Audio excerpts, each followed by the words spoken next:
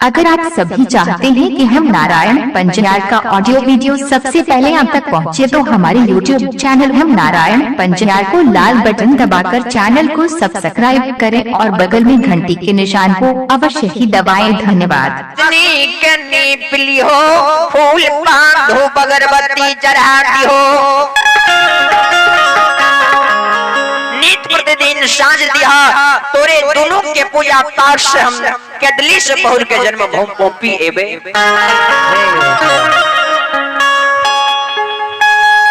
ज्योति बाबा के यरधानी नारी आए पैर हाथ पखार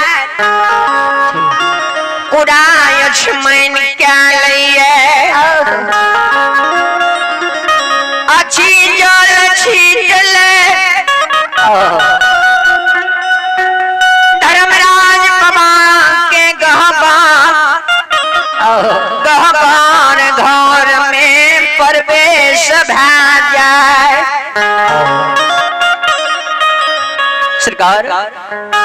धर्मराज बाबा के घर में प्रवेश भा जाए छे आ 10 कल जोड़ ले छे। झाल बजाते छे, दीप जला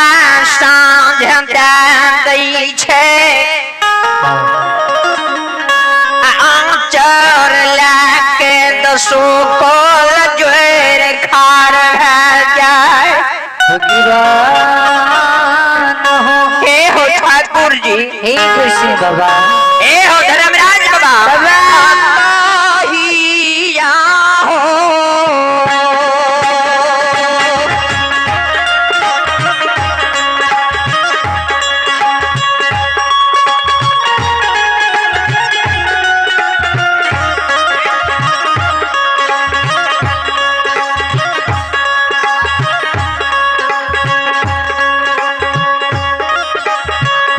बाबा हो का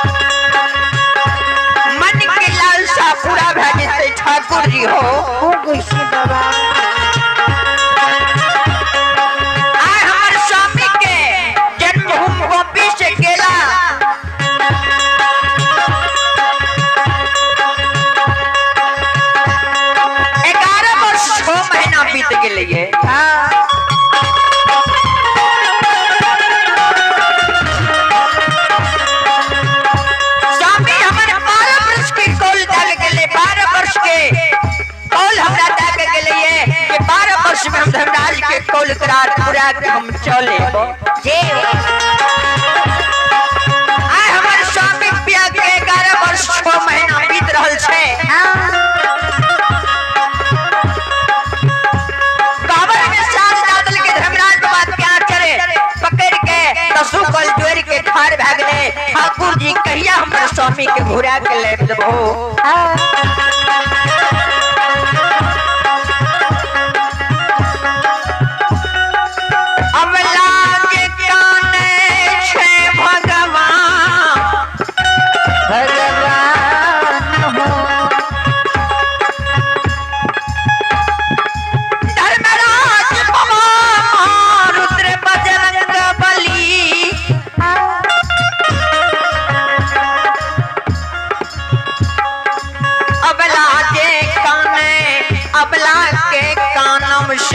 सन डोले छे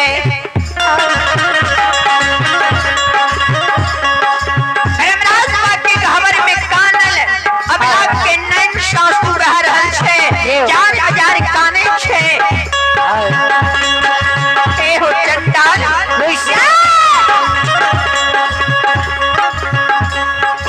यही आसे स्वामी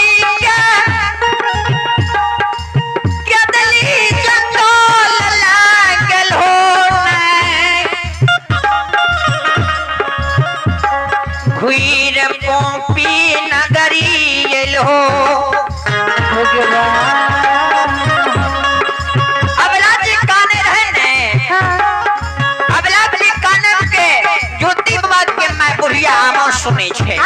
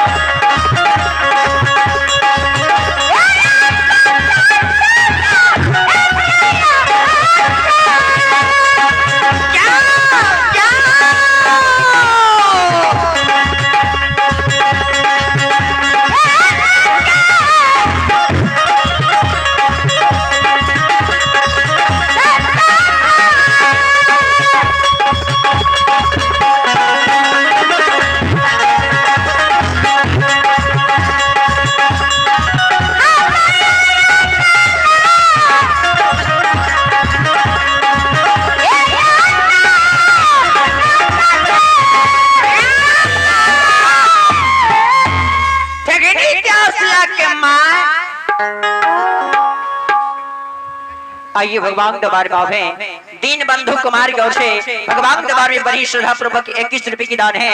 और आइए में विकास कुमार गौ से भगवान के दरबार में शानदार बड़ी श्रद्धा पूर्वक शानदार 21 रुपए की दान है। जय हो दानी दादा की जय हो, दानी दादा की समस्त परिवार की जय हो, दानी दादा की पूजने माता पिता की जय हो।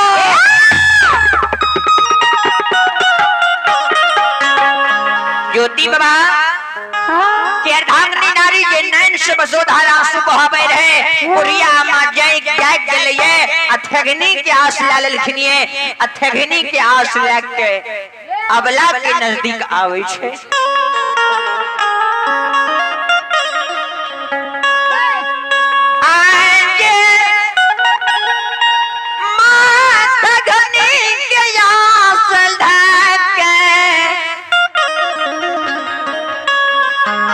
बला